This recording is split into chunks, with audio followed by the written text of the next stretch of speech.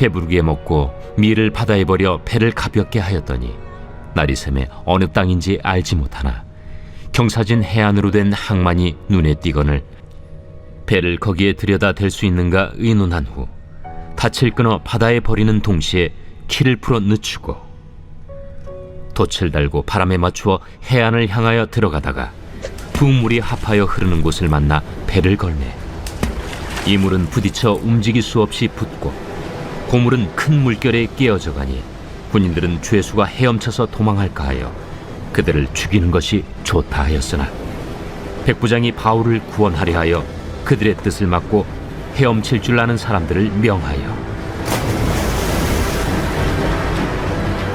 물에 뛰어내려 먼저 육지에 나가게 하고 그 남은 사람들은 널주가 혹은 배 물건에 의지하여 나가게 하니 마침내 사람들이 다 상륙하여 구조되니라. 우리가 구조된 후에 안즉 그 섬은 멜리데라 하더라. 비가 오고 날이 차매 원주민들이 우리에게 특별한 동정을 하여 불을 피워 우리를 다 영접하더라. 할렐루야. 오늘도 주 예수 그리스도의 구원, 그 구원의 놀라운 은혜의 배에 함께 태워져서 항해를 할 수 있게 하여 주신 주님의 은혜에 감사 찬양 올려드립니다. 우리의 인생에는 각자의 맡겨진 여정이 있습니다. 또한 오늘 말씀에서 사도 바울이 사명을 완수하기 위해 로마로 가는 배를 지금 타고 가는 과정에 있는데 우리에게도 동일하게 이 항해와 같은 길이 펼쳐져 있습니다. 그 항해가 늘 순풍에 돛단 듯이 잔잔한 바다 위로 가면은 얼마나 좋겠습니다마는 그러나 그것이 내 뜻과는 반대로 유라굴로와 같은 큰 태풍이 불어닥칠 때가 있습니다. 그러나 그럼에도 불구하고 우리는 그 안에 모든 것이 하나님의 뜻이 섭리가 나를 향해 온전하신 계획이 있다라는 것을 날마다 신뢰하고 붙들며 나아가야 될 줄로 믿습니다.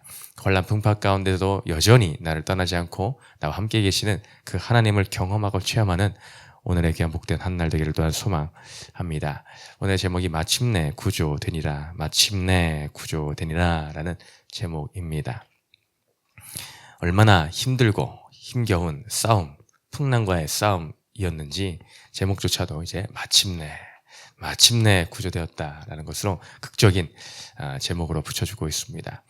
우리의 인생 가운데도 주님께서 우리를 버리지 않고 구조되게끔 하시는 은혜가 기다리고 있는 줄을 믿습니다. 그러니 현실의 어려움 가운데서도 실망하거나 낙심하지 마시고 오늘도 사도 바울 그 일행을 구원하신 하나님의 손길이 나와도 함께 계심을 믿고 나아가는 우리 모두가 되길 또한 소망합니다. 그 풍랑 가운데서 많은 사람들이 여망마저도 사라진 그때에 사도 바울이 모든 사람 앞에 서서 여러분 안심하십시오 라는 그 메시지를 최우선적으로 전달하여 줍니다. 내가 만나는 그 하나님, 내가 섬기는 그 하나님께서 천사를 통하여 어젯밤에 나에게 내 생명이 보존될 것임을, 네가 반드시 로마에 가야 될 것임을, 또한 너와 함께한 이 모든 배에 있는 사람들도 너의 손에 붙여주었음을 나에게 말해주었습니다 라고 전달하며 모든 모여있는 무리들에게 안심을 전달하는 전달자가 되어서 쓰임받는 바울의 모습을 보여줍니다.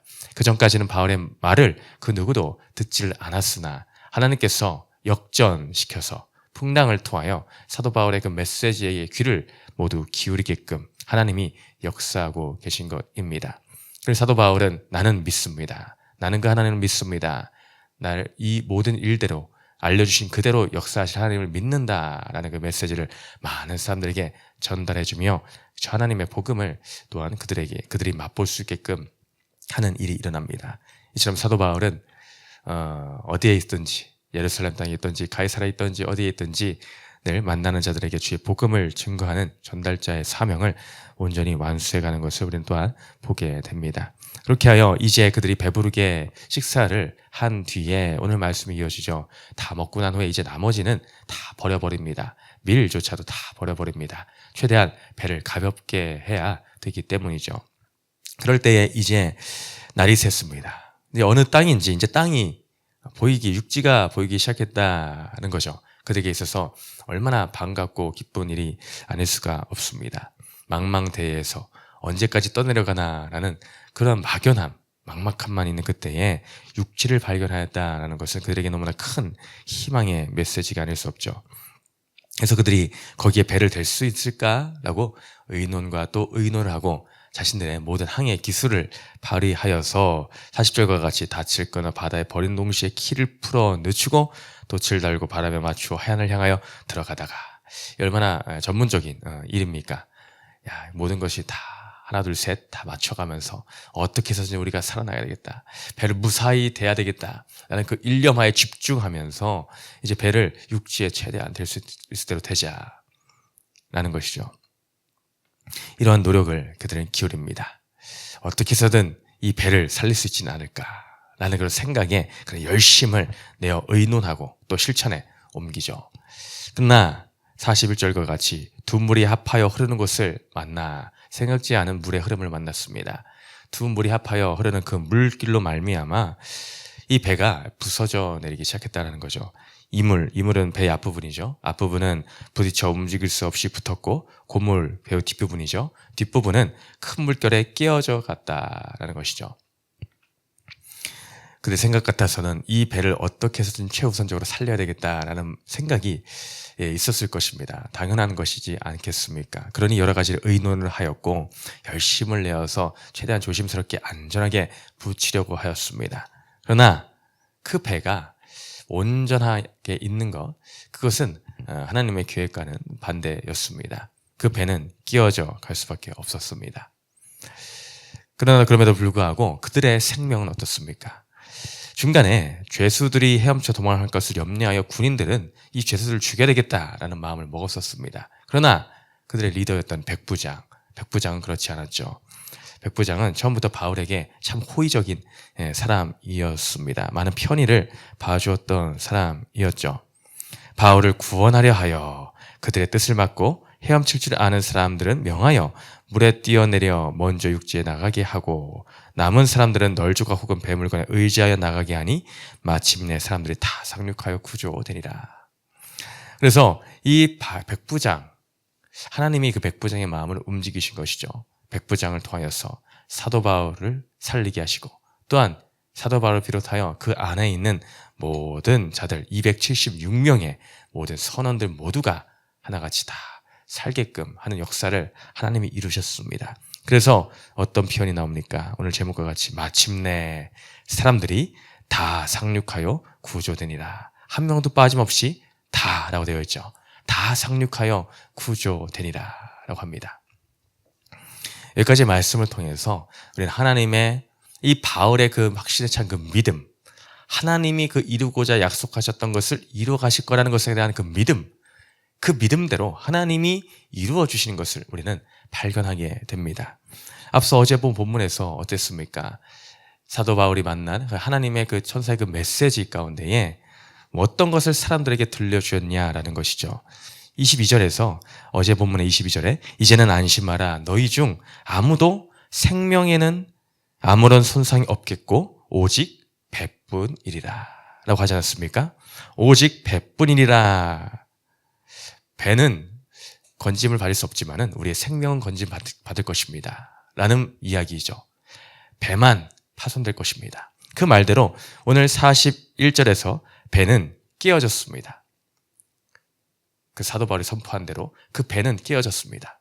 근데 생명에는 아무런 손상이 없겠고 라는 말과 같이 오늘 그것이 44절에 성취가 되죠. 다 상륙하여 구조되니라. 정말 어제 그 본문에서 많은 사람들 앞에서 사도 바울이 담대하게 믿음을 갖고 확신의 선포를 하였던과 같이 오늘 하나님은 그 일을 이루십니다. 그것을 사도 바울은 나는 그 하나님을 믿습니다 라고 많은 사람들 가운데서 이야기하였다라는 것이죠. 그러니 이들이 다 상륙하여 구조되었을 그때에 이 배에 타 있던 그 바울의 그 메시지를 모두 들었던 자들은 어떤 마음이 들었을까요? 오늘 기록이 되어 있지 않습니다만은, 야, 저 바울이라는 그 사람이 말했던 것 같이 되었어. 정말 배만 파손되었고 우리 276명의 이 모든 사람은 다 구원을 받았다. 생명에 손상이 없었다. 라는 그 사실에 얼마나 감격하였겠습니까? 그들 마음 가운데 그 하나님이 과연 누구일까? 그런 의문과 궁금증이 들지 않았겠습니까? 그전에는 그 누구도 사도 바울의 말에 귀뚱도 듣지 않았지만 이제 사도 바울의 그 메시지가 권위가 더욱더 확실하게 서가는 것. 그러니 그가 전달하는 주의 복음의 메시지까지도 더 힘을 얻게 되는 역사가 일어나는 것 아니겠습니까? 그들은 배는 어떻게든 살려야겠다라는 사람의 계획이 있었습니다. 그러나 사람의 계획이 또 우리의 기대와 달리 이 세상 가운데서 흘러갈 때가 있죠. 요거는 좀 살리고 싶다. 내 인생 가운데도 요건 좀 어떻게 되지 않을까? 라는 인간의 열심으로 이 부서지는 배를 끝까지 붙들고 싶어하는 마음이 생길 수 있더라라는 것입니다. 그러나 내 기대와 내 계획과는 다르게 흘러갈 때가 있습니다. 하나님은 그 배는 부서져야 될 것이다 라고 하실 때가 있다라는 것이죠. 왜? 그것이 나에게 참 구원을 줄 것이다 라는 세상적으로 의지하고 싶은 그 배, 나의 생명을 지켜줄 것만 같았던 그 배, 그것은 처참히 무너져 내려야 될 것임이 하나님이 알려주시는 것입니다. 아니야, 그것을 붙들어서는 안 된다. 그것보다 중요한 것은 무엇입니까? 하나님의 말씀이 세워져 가는 것입니다. 앞서 사도 바울이 하나님을 통하여서 받은 메시지를 오늘 선포함으로 그 메시지대로 이루어지는 것, 하나님의 그 뜻이 세워져 가는 것, 말씀이 이루어져 가는 것, 그것이 중요하기에 그 배는 무너져 내려야 될 것이었다라는 것이죠.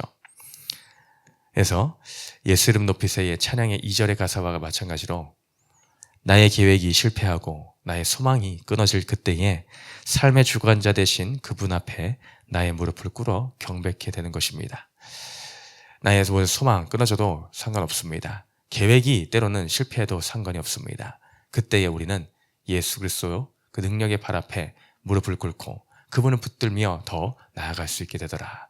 그 구원하신 능력을 우리는 체험할 수 있게 되더라라는 것입니다. 지금도 헛된 배 조각을 붙들고 여전히 포기하지 못하는 것이 무엇이 있습니까? 그러나 그것을 놓을 그때에 우리는 예수 그리스도 하나님 주님의 일하심을 우리는 더욱 크게 경험하고 발견하게 될 줄을 믿습니다. 그렇게 하여서 그들은 이제 섬에 당도합니다. 그 섬에. 이것도 또한 사도 바울이 말한 그대로죠. 사도 바울이 어제 본문의 26절에서 그런즉 우리가 반드시 한 섬에 걸리리라. 반드시 한 섬에 걸리리라. 그 말대로 오늘 멜리데 섬에 걸리게 되었습니다.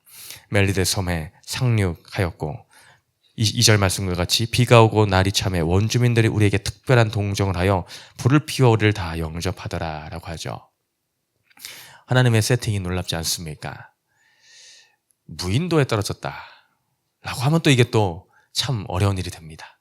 근데 때마침 유인도, 사람이 살고 있는 원주민들이 있는 곳이었고 또 게다가 원주민들이 있다고 해서 이 이방인들인데 배에 떠내려 갑자기 들이닥친 이방인들인데 원주민들이 무조건 호의적이라는 법이 없지 않습니까? 잘못하면 오히려 저 뭐야? 저 사람들 뭐야? 하면서 오히려 창을 들고 와서 죽였을지 모릅니다. 뭐 남은 건 없나 약탈했을지도 모르는 일이죠. 근데 놀랍게도 이 원주민들이 호의적으로 영접하였다는 것입니다. 그것도 오늘 표현에 그냥 동정도 아니라 특별한 동정을 하였다라고 하죠. 이 표현이 놀랍지 않습니까? 특별한 동정을 하였다. 하나님이 세팅, 특별한 동정. 그들에게는 지금 말 그대로 이 죽음의 사선을 넘고 온 자들입니다. 그냥 동정을 넘는 특별한 동정이 지금 필요한 상태입니다. 그래서 불을 피워 우리를 다 영접하여 주었다라고 하죠. 하나님의 예비하심. 나는 당장에 지금 어찌할 수 없는 상황이다. 이게 무슨 형편인가 빈털터리와 같은 상황에서 아무 소망도 없을 그때에 주님은 무언가를 반드시 예비하고 계시다라는 것이죠. 그 상태로 망하게 하지 않으시는 주님의 손길이 있다라는 것입니다. 특별히 또한 세계비전 공동체 또 우리를 하나로 묶어주셔서 믿음의 여정을 함께 가는 자들로 하여금 때로는 우리에게 이런 원주민과 같이 예비된 자들을 붙여주실 때가 있습니다. 내 삶 가운데 지칠 그때에 지체들의 특별한 동정으로 말미암아 새 힘을 얻게 하여 주시고 찾아와 나에게 불을 지펴주며 내 차가운 마음과 몸을 녹여주는 그러한 믿음의 사람들을 붙여줄 때가 또한 있다라는 것입니다. 우리는 그런 놀라운 은혜와 사랑을 받은 자들입니다. 그럼 받은 자들로서 우린 또한 어떻게 해야 되겠습니까? 내가 받은 그 사랑의 동정, 특별한 동정을 기억하고 이제 내가 누군가의 원룸이 되어 주어서 또 나도 특별한 동정으로 다가가서 그 사랑을 흘려보내야 됩니다. 나는 특별한 동정을 할 순종의 준비가 되어 있는가?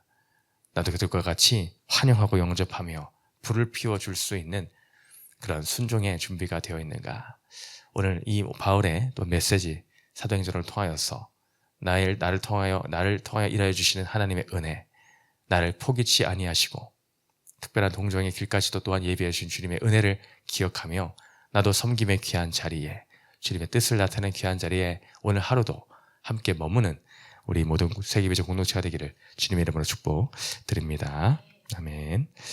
세 번째 질문 읽고 마치겠습니다. 시작. 오늘 내가 하나님이 주신 특별한 섬김으로 따뜻하게 영접해야 할 사람은 누구입니까? 기도합니다. 사랑과 은혜가 가득하신 주님, 마침내 구조되니라.